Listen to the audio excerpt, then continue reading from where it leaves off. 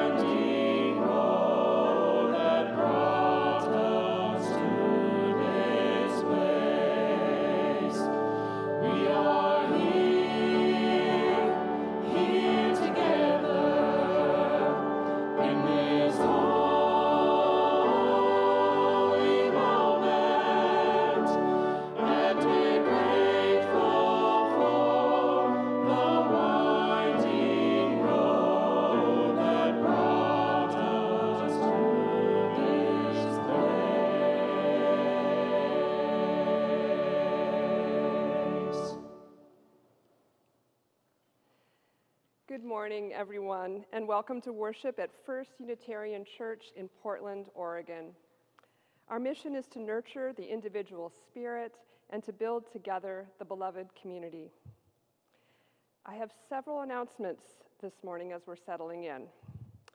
And in the slim case that anyone has forgotten, I remind us all that we are fast approaching the November 3rd general election. First Unitarian offers several ways to be informed, stay engaged, and be supported through this time. The following announcements can be found in our weekly Front Steps e-news and on our website. That's also where you can register for church events. Each week in the Front Steps, there's a link to our Speaking of Justice weekly update, and this is where you can learn more about the ongoing work of our social justice action groups, ways you can join with other congregants to learn and take action during this election period and beyond, as well as find art and inspiration for our journey. Our Speaking of Justice editorial team compiled a voter's guide linked to the e-news. It has recommendations from our social justice action groups about local and statewide ballot measures.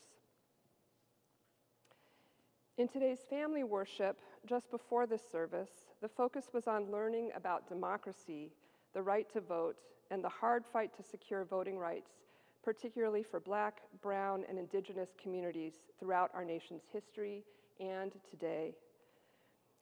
UU the Vote is a denominational effort to ensure a free and fair election by informing potential voters how to safely and securely cast their vote. There's still time to join the well-organized effort to make calls to potential voters in Wisconsin and Florida. If you register through the e-news, you'll get trained for the calls and be in community with other UUs to get out the vote. On Monday, October 19, please join Sikh faith activist Harmeet Kamboj for our weekly interfaith conversation before the election, hosted by intern minister Stacy Mitchell. The conversation begins at 5 p.m. Next Tuesday, October 20th, a group of congregants will lead a discussion and call to action for local organizing that's already underway to defend democracy and a fair, safe, and respected presidential election. The announcement is called Hold the Line. The Zoom meeting is from 4:30 to 6 p.m. on Tuesday. And if you are looking for a way to stay grounded and in community on November 3rd, please join First Unitarian ministers and staff from 5 to 7 p.m. for an election night vigil. So may we also remember that there is life beyond the elections, and we are coming into the winter holidays. Every year, the Alliance offers the Greens Sale as a way to help adorn our homes while also providing funds to local, underserved women and families. The sale starts next Monday. On the church website, go to Connections and click on Alliance to make your order. Each Friday, our lay ministers hold a prayer vigil at 5 p.m. It includes readings, guided meditation, music, and contemplative program. It's a wonderful way to unwind and recenter in community. And finally, today and each Sunday, you are invited to join fellow congregants for a virtual social hour at 11:30. At the end of the service, you'll see a QR code on your screen that you can use to link you to the social hour. Once again, welcome. Reverend Tom will now light our chalice here in the sanctuary. And if you have a candle or a chalice at home, I invite you to light it now as well.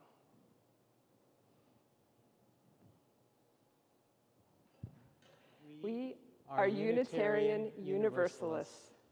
We light this chalice in faith, in hope, and in love.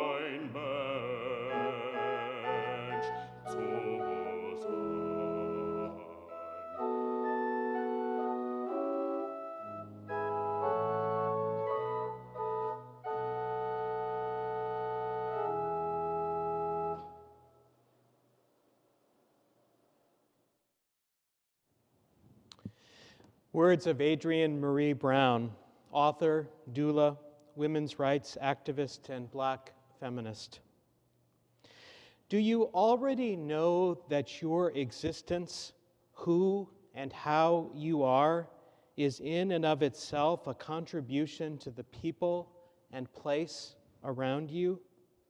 Not after or because you do some particular thing, but simply the miracle of your life, and that the people around you, the places, have contributions as well? Do you understand that your quality of life and your survival are tied to how authentic and generous the connections between you and the people and the place you live with and in? We gather in thanks for this day, for the blessings of our lives, and for the way our lives are connected to each other and to this good green earth that sustains all of life. Come now and let us worship here together.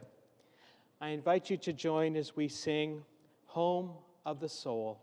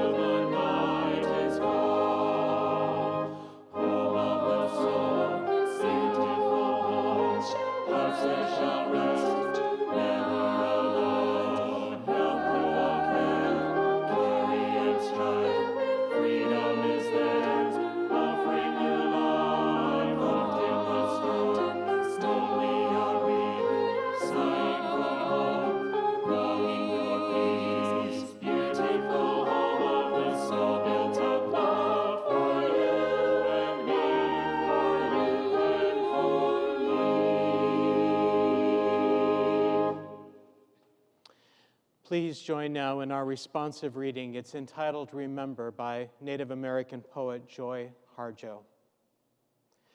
Remember the earth whose skin you are, red earth, black earth, yellow earth, white earth, brown earth. We are earth. Remember the plants, trees, animal life who all have their tribes, their families, their histories too. Talk to them. Listen to them. They are alive poems. Remember the wind. Remember her voice. She knows the origin of this universe. Remember, you are all people, and all people are you. We are earth. Remember, you are this universe, and this universe is you. We are earth. Remember, all is in motion, is growing, is you. We are earth. Remember, language comes from this. Remember, the dance language is, that life is. Remember, we are earth. And please join now as we sing our doxology, Spirit of Life.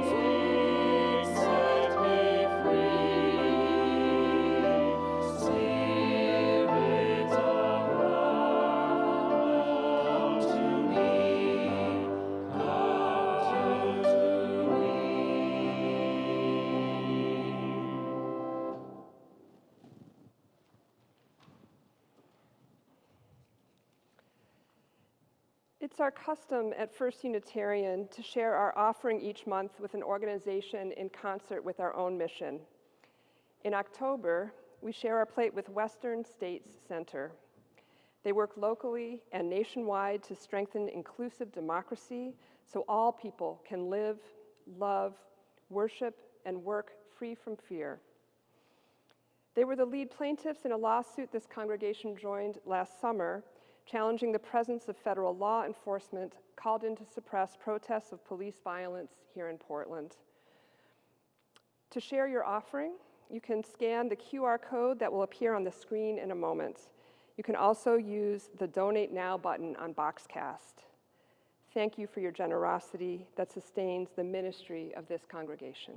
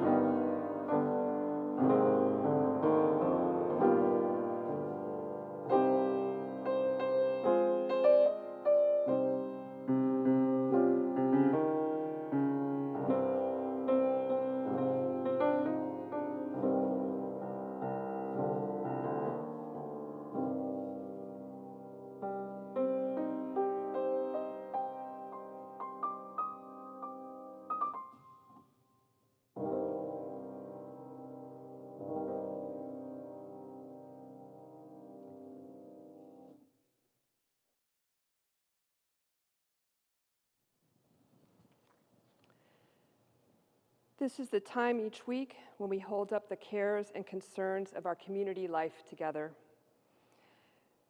Barbara Jean Council, a friend of our church for the past 10 years, died on September 17. She is survived by her partner, Wayne Larson, her sister, Adele, her brother, John, and daughter, Michelle. We hold them all in our prayers. First Unitarian sexton Joseph Moeller shares that his grandfather, William, or Bill, Arthur Moeller, 75 of Salem, died on October 12th after a short battle with liver cancer. He left this earth peacefully in the loving home of family.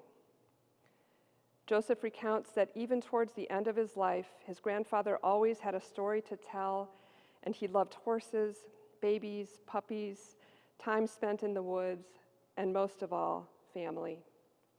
Our prayers are with Joseph and his family. Will you pray with me? Let us take a breath together as we settle into our bodies and into our heart home. And another breath.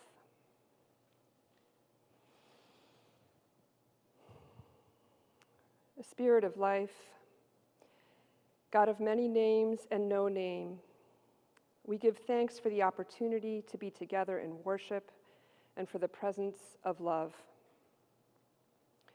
We hold the members of our community who are grieving losses in their lives. We extend our circle of concern and love to those in our communities who struggle for security, for safety, for belonging. Spirit, we also give thanks for the joys and beauty in this life and for the cycles of renewal and hope that come amidst times of struggle, illness, and uncertainty. May this turning of the seasons help us each drop into the deep wisdom of nature that reminds us there is time to rest, time to tend our bodies and our souls, time to nurture our heart's home. May we be still long enough to unite our own yearnings with the knowledge that we belong and we are loved. May that knowledge help us stay centered through this uncertain time so that we may move in the world with integrity, with purpose, with humility and courage, and always with love. Amen. Let's be together now for a time of silence and meditation.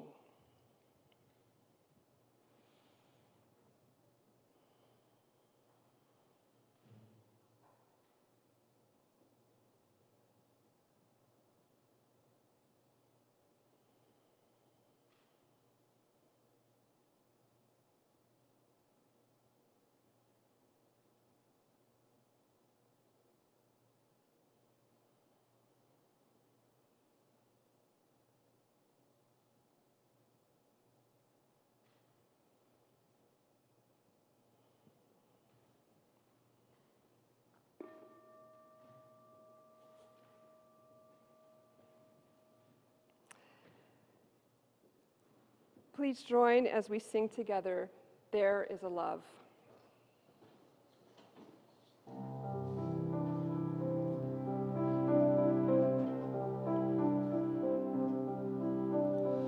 There is a love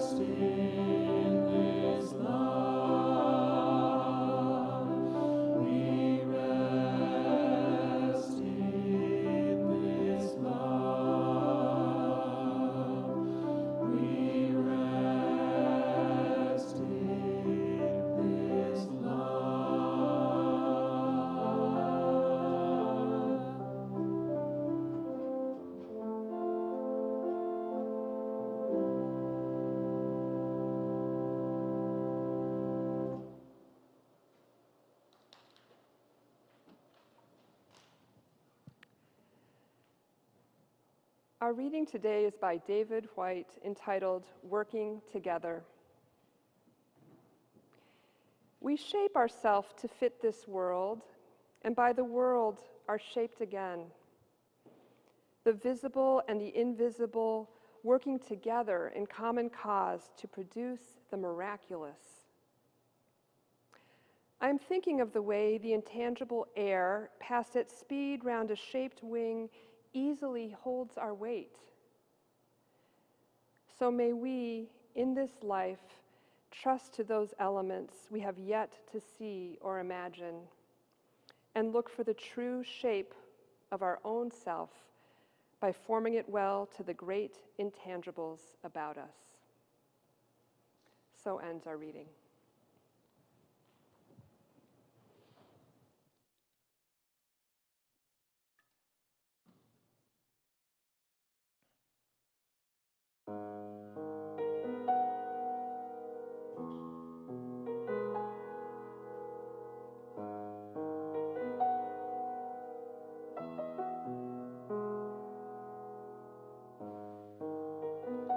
The angels called you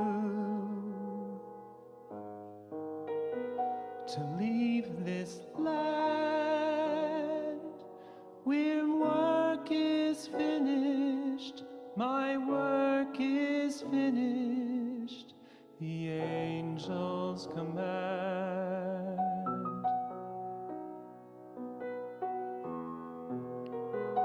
I'll come to join you. Reach out your hand and I'll be flying home, straight into your arms, and I'll be flying home. Carry me on, carry me on, and I'm flying home.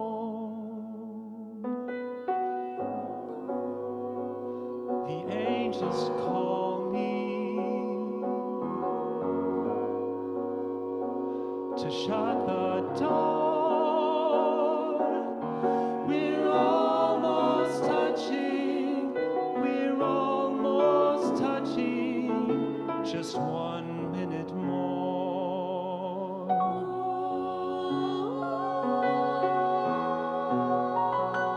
I hear you call me, just like before, and I'll be flying home, straight into your arms, and I'll be flying home. Carry me on, carry me on, and I'm flying home. Carry me on, speak my name, and I'll rise into the sky. Carry me on, and I'll taste the heavens. Carry me on, and my shame and my fear will puzzle by. I am rising, rising. Carry me on. Say the word, and I'll lift into the air. Carry me on, and I'll stay forever. I am ready, Father. Take my hand. I am ready, Father, to fly, fly, fly.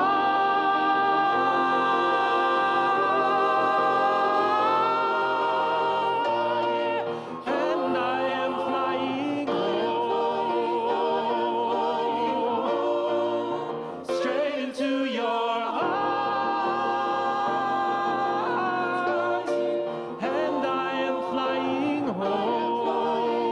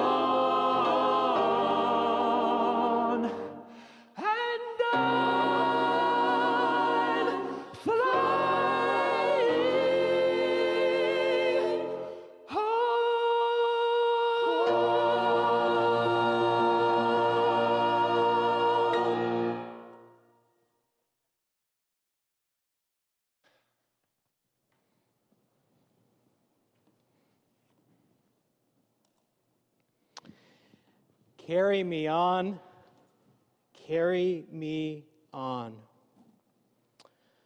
What is it that's carrying you on these days? What is it that's keeping you going? What is it that's helping you find your way home? I don't have to remind any of us, I expect, of all there is to hold these days. So much, too much. And in times that can feel like too much, and in times when it can feel like too much, knowing where we can turn, knowing what it is that will carry us, that's, my friends, an important question. I have to admit to you this morning that I'm pretty on edge these days. Maybe you are too. This week my ballot arrived, and when I saw it there in my mail basket, my heart started to race just a little bit. I brought the mail into the house and put it on the pile where the mail usually goes, but I couldn't leave the ballot there, just sitting. I couldn't wait to fill it out. And when I delivered it to the county voting headquarters the next time I was out for errands, and then when I got the email confirmation that my ballot had been accepted, well, it was all strangely cathartic. Maybe in these days of polls and forums and rhetoric and misinformation, maybe it was that simple, concrete task of filling out a ballot that gave me something else to focus on, something familiar, something I could do. No, these are not at all easy times, and I'd like to make some space to reflect on what it is that will carry us through these days. I'm looking forward to the election being over, but there's still plenty of things to face after that, whether it's November 4th or November 7th or 8th or, heaven forbid, some date much later when we'll all at least know the outcome of this election.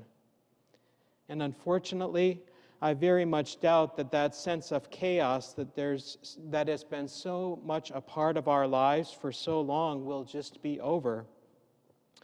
No, my friends, I fear that much is yet to come. Perhaps one of the most challenging things in these times is that sense of being pulled in all kinds of directions. It might be the right tweet, it might be the right email, it might be the right political ad. I've tried to be disciplined to what I expose myself to when it comes to media these days. I at least try to have a little bit of control over it. But truth be told, my own record on that account has been, well, a little spotty, especially lately. It's hard not to get pulled in so many directions. And given all that, maybe it's even more important to be asking ourselves just what it is we should be doing right now. Voting, yes, and supporting the causes and candidates we support, definitely yes. And maybe asking what it is we need to find our way through all of this. For me, it is about trying to be as clear as I can about what is important, trying to be as clear as I can about the stakes in this election, and maybe asking what it is I need to be in a less reactive place and more of a grounded place in these days and in these weeks ahead. My call for us this morning is a call to that place, wherever that place may be for each of us, because there's too much going on right now for us to not be engaged. That just isn't an option, my friends.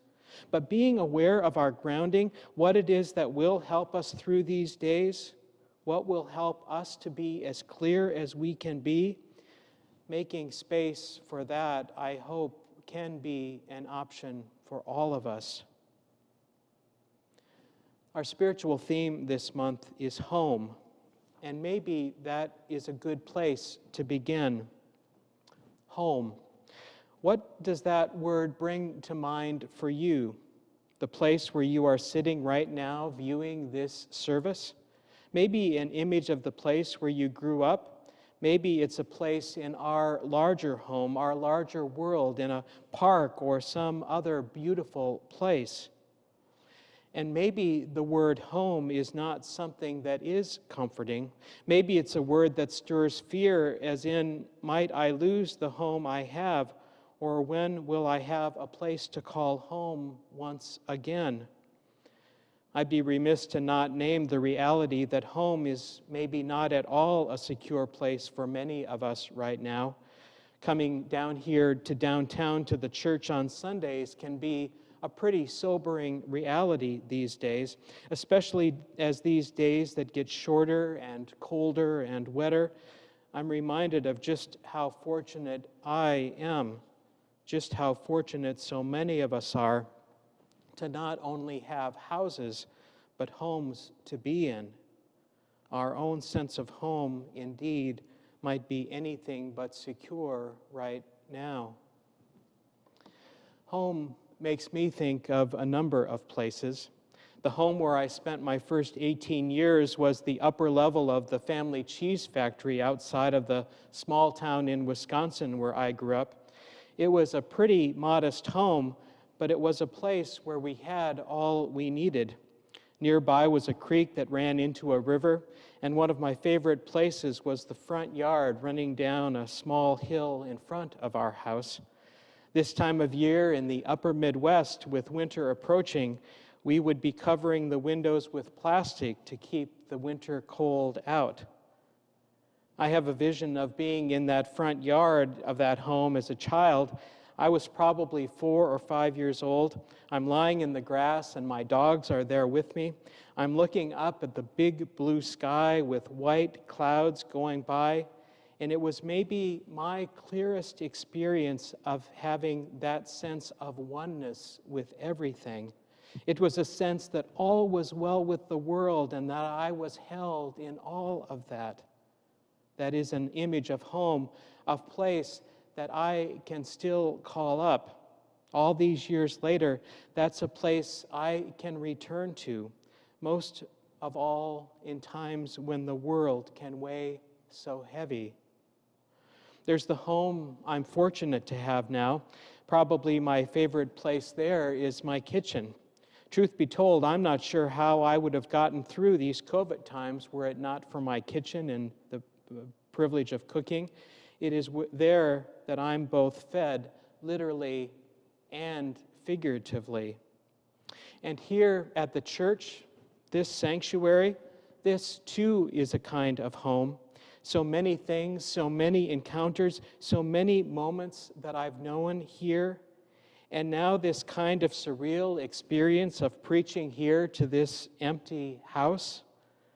I should let you know that I have all of you in my mind, even if you aren't here in person. Oh, how I miss your beautiful faces out there every week.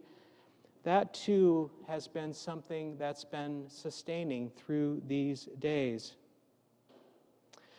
All of us carry those places with us that we might call home, those places that have shaped us and that we too have been shaped by. In the basement of my current home, there are handwritten statistics of the young people who used to live there, their names and their ages and their heights. When painting that wall, it was important to not paint over those writings, to leave them there just the way they are. It's a reminder that for this time, I'm one of the caretakers of this place, but in some larger context, it's really hard to say to what extent I can own any given place. Maybe caretaker is the better word. What are those places for you? Are they places of comfort? Are they places of safety? Are they places for you that you may or may not want to return to? Are they places where you can see how a part of the person you have become there was formed? Are those places a part of the person you are now? Where are those places that can help you connect or maybe reconnect to your soul? When I speak of soul, I'm thinking about what we'd claim as our core, as our center, what it is that makes us the people we most essentially are. And what is that constant? What does not change, no matter what it is we face, no matter where it is we are? The Christian mystic Thomas Spurgeon called soul the true self. Buddhists might call it original nature or big self. Quakers call it the inner teacher or the inner light. Hasidic Jews call it a spark of the divine. Humanists may call it identity or integrity or conscience. One of my favorite writers is Parker Palmer. He's a teacher and a Quaker, and he identifies these qualities of soul. The soul wants to keep us rooted in the ground of our own being, revisiting the tendency of other faculties like the intellect and the ego to uproot us from who it is we are. The soul wants to keep us connected to the community in which we find life, for it understands that relationships are necessary if we are to thrive. The soul wants to tell us the truth about ourselves, our world, and the relation between the two, whether that truth is easy or hard to hear. The soul wants to give us life and wants us to pass that gift along. I think it is always important to pay attention to what I might call that soul question, maybe right now more than ever. That soul question calls us to that place of seeing ourselves in relation to something larger. In a world where there is so much that can take us off course, where we might find ourselves questioning our own sense of integrity, it brings us back to that place where we come face to face with the fullness of life, in its beauty, yes, but in its brokenness too. It brings us back to that place of complexity when we're asked to make sense of a bunch of stuff that can sometimes seem contradictory. We're asked to go to that soul place where we don't find all the answers, but where we are also better able to make a little more space to simply be with it. We live in our bodies, yes, but it's the soul that lets us know we are fully alive and connected with all that is around us. It lets us know that that life enfolds us. Everything, it can seem, is just a little more heightened these days, at least it is for me. The daily updates on COVID infection rates, the updated advice on how it is we are to stay safe, the economic fallout from all of this. Maybe it's in times like COVID when we are more aware of our vulnerability, but perhaps also more appreciative of our lives and what it is we have. This journey can indeed feel pretty complicated at times. It can feel as if it's going to be a long one with many parts and many detours. I expect we can only imagine. There's a popular teaching from Lao Tzu which often is quoted as, "The journey of 1,000 miles begins with a single step."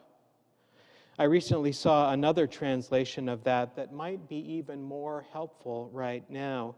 It says that the journey actually begins with the ground beneath us. It begins exactly where we are. It would be easy in the cynicism and dysfunction of these days to want to pull back and to withdraw. But this actually, in this time when we're asked to show up and pay even more attention, that really isn't an option. You see, I don't want to lose sight of the fact that while these times can feel so precarious and even scary, they are also in the mix right now is a sense of opportunity and of possibility. Part of what has happened with COVID has been a shaking up of things, a call for many of us to wake up in ways that we haven't been asked to wake up before, a call for more awareness of the injustices so endemic around us. That is certainly true in the call for Black lives, and before that, the Me Too movement, and the imperative for climate action and justice. All of these movements point us toward not only the peril if we don't address them together, but also to recognize the opportunity to advance our collective freedom, our collective liberation, to recognize our collective interdependence. It all starts, I believe, with that invitation for us to move out of that place of soul, that place where it is we know ourselves and where we find our grounding, that place where we might know the core of ourselves. As our reading today said, we shape ourselves to fit this world, and by the world are shaped again, the visible and the invisible working together in common cause to produce the miraculous. I hope part of what may make that possible is recognizing the gifts each of us do bring, and not only our strengths, but also make a space for our fears, and maybe even a space to name where it is we have not always lived up to our ideals. It's about bringing our best selves forward and not being shy. Part of our job is to figure out how it is we find that grounding, where it is we can hang on, where it is we may find our connection. It's how we will all manage to find our way through these times and through all times, find our way home. I was recently reminded of an image that's been helpful to me in my life. In the Midwest, farmers could face terrible blizzards in the wintertime, blizzards so bad that you could get lost between the barn and your homes because the snow and the wind were so fierce. Sometimes people could disappear in the blizzard and not be found until the spring thaw. So they found a solution to this. As soon as a blizzard would set in, they would tie a rope between the barn and the house so that they could use that as a guide to get between the two buildings when things were terribly bad. That is part of how they survived. That is part of how they knew they could be guided safely home, even in the worst of storms. Life these days can feel like a storm.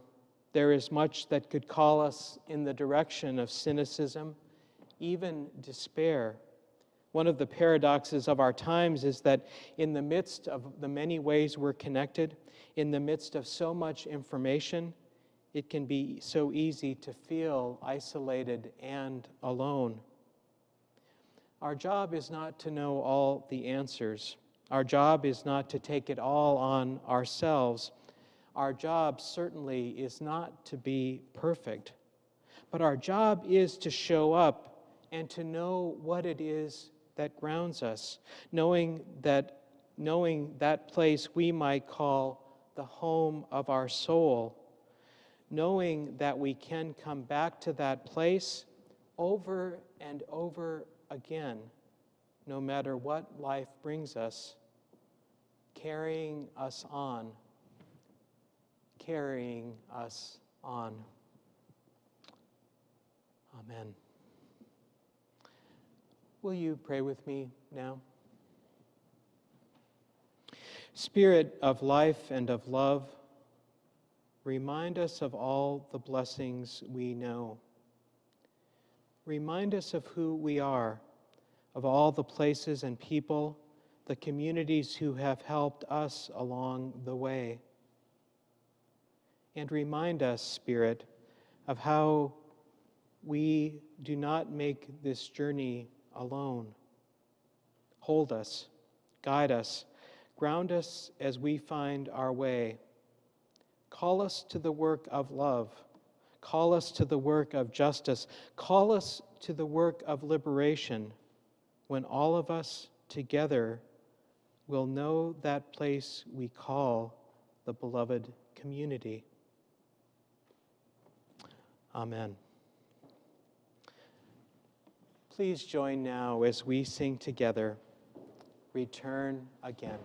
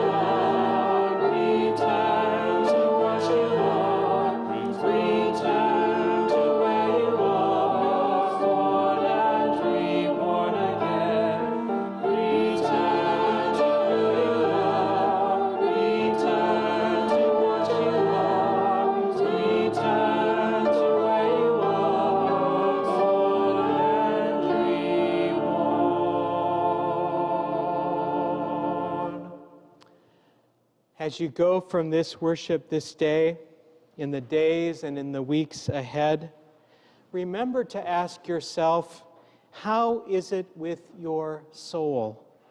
Live well, live fully, live purposely, good people. May you bless the world day by day by day with your love. This is the day we have been given. Let us rejoice in it and be glad. Go in peace. Practice love. Amen.